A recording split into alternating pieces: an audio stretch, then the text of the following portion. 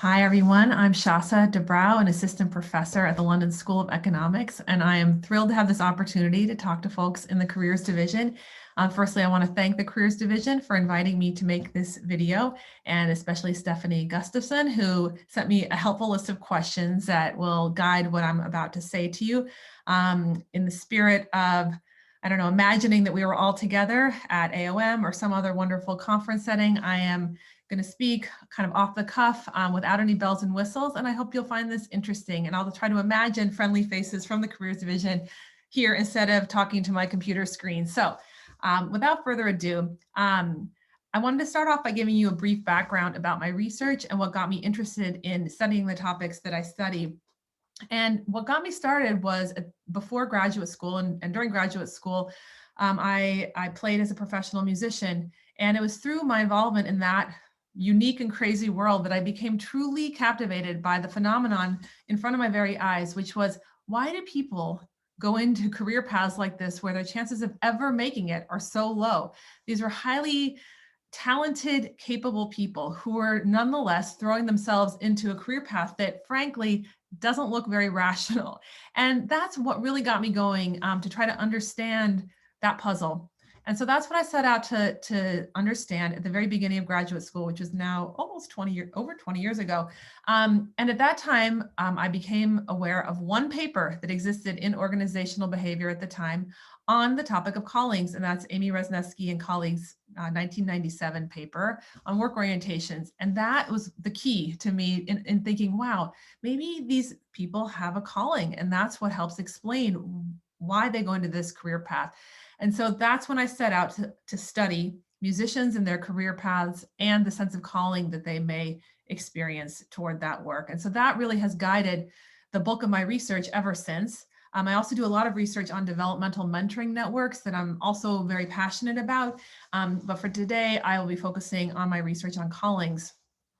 One really cool thing that evolved as part of working on callings and young musicians' initial entry into this career path was the realization that in order to answer any of the questions I was interested in understanding, I would need to look at these young musicians over time. In other words, just looking at young musicians who are pursuing music professionally, okay, that might tell me certain things, but that wouldn't tell me how did they get there? Who are the ones that made it? Who are the ones that didn't? And it was that realization that made me accept the challenge of doing longitudinal research.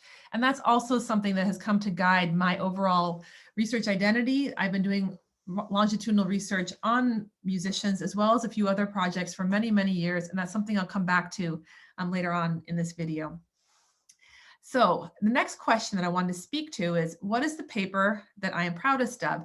And I have to say, I think I'm proud of all of my papers. I think as anyone here who has published a paper knows, each and every paper takes a huge amount of work and investment. And I'm really proud of all of my work to some extent, not to some extent, to a large extent.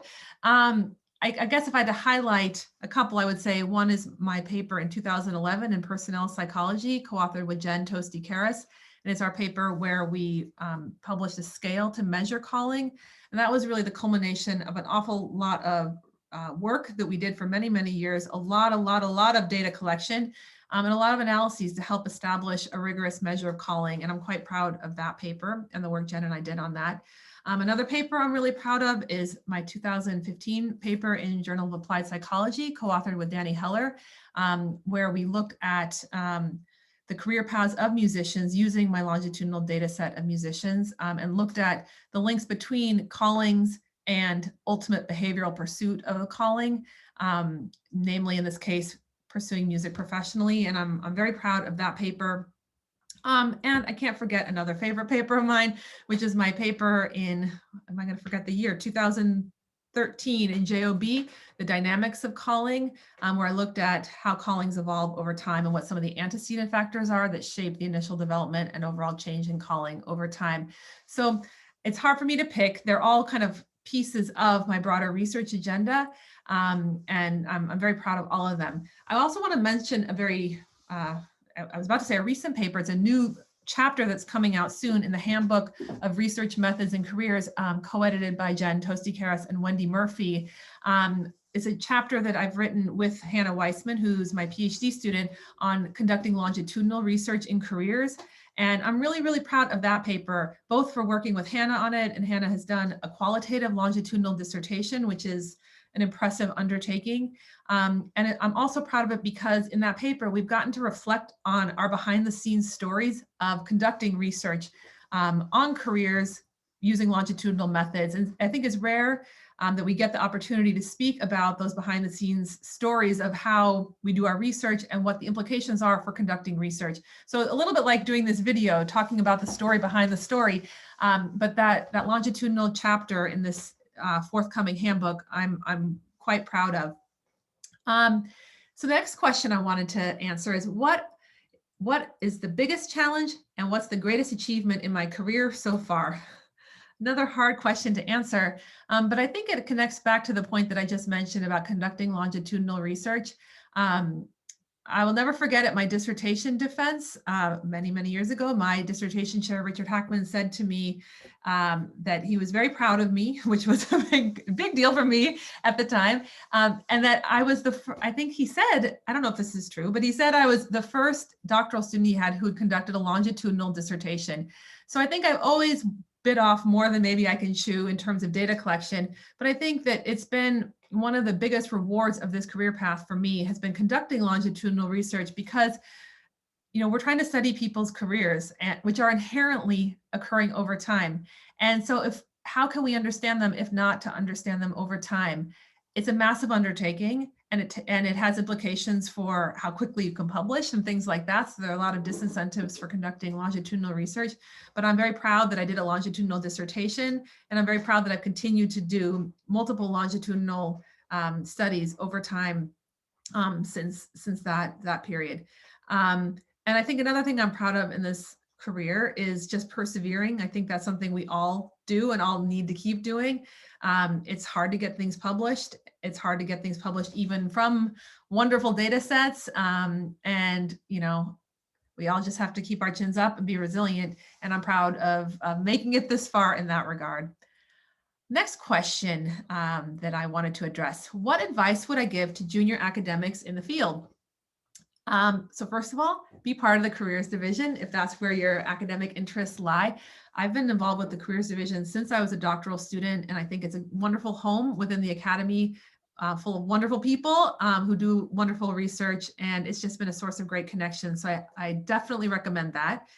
And then in terms of your research, I would say go after interesting questions. You know, I've had this fundamental phenomenon that's driven me in my research for many, many years, and I think that always helps keep you going, you know, through those ups and downs that I was just talking about in terms of what makes you be resilient. Well, part of that is if you're studying something that you care about, that others care about, that really is interesting, that really is a puzzle that you can aim to understand. And then I think the other advice I would give is some advice that was given to me very early on in my career when I was first starting to study calling, which felt like this very subjective, very kind of almost fluffy construct. And I remember being advised, okay, if you're going to study something like that, then what you need to do to counteract that fluffiness is study it as rigorously as you can. Throw every rigorous research method you can at the questions that you're addressing. And so I think that advice has really stuck with me for a long time. I think that's part of why I've done so much longitudinal research, but also why, as my career has evolved, even though some of my core research questions have remained somewhat similar over time, one thing that's really evolved for me is the different research methods that I use to address those questions. So including qualitative research, including experimental methods, and everything in between, to try to really get at the core questions of understanding callings and how they impact our careers. So that's my advice. Do research that's as rigorous as possible methodologically. Another question that came up that I wanted to address is, where do I see the field going? What are some hot new areas for research? So one thing I'm very pleased to see is that, you know, since my entry into research on callings when there was one paper, in the 20 years since then, there's been a dramatic growth in understanding callings and meaningful work, and just a huge amount of research on these areas that I think goes in tandem with the cultural zeitgeist around callings, where it's just out there in the world so much more than it used to be. So that makes me really happy that people now seem to take seriously the fact that understanding the meaning of our work, understanding the purpose of our work, understanding the meaning we derive from our work, that is all actually really important and legitimate. It didn't feel like that when I first entered research, or when I first started doing research in this area. And so I'm so pleased that has taken hold. And I encourage all of you to keep doing research in this area. I think also, in light of the current pandemic, I think there's going to be a massive growth in research on understanding different work forms, understanding some of the implications that come from the rapidly changing context in the world around us. Why and how do people make career changes when all of the conditions around us have changed, things like that. So I have a feeling that some of these interesting questions that I was mentioning before, go after an interesting phenomenon, some of that may come from the world that we're in right now, that is so crazy compared to anything any of us has ever seen before. And another direction that I would love to see research going in is, not surprisingly, do more longitudinal research.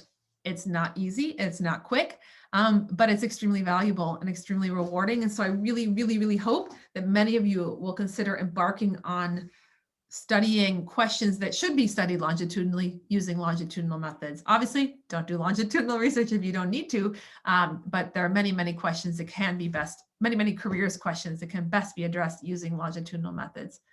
So the last question I want to address is, what's next for me and my research? So some of that I can't say because of the blind review process, but hopefully I can give you a great update, next year or the year after. But in general, on the topic of callings, I continue to work on callings, particularly trying to understand more of the nuances and complexities of calling. Now that we have 2 decades of research under our belts, it's a different field than when I first entered it. And so that's exciting. There's a lot more other research on callings to draw on, for me personally. And that's just so exciting that we're able to start grappling with, like I said, the nuances and the complexities of how callings operate, whether there are different types of calling, whether there are different impacts of different types of calling, that sort of thing that we just couldn't have even begun to explore earlier on in this area of research. And I also hope to continue applying a longitudinal lens to my research, conducting more longitudinal research, encouraging others to conduct longitudinal research. So yeah, I'm a little bit like a cheerleader for longitudinal research. And that's all I have to say for today. I hope you've enjoyed listening to my soapbox about callings and longitudinal research, which are 2 of my favorite topics in the world.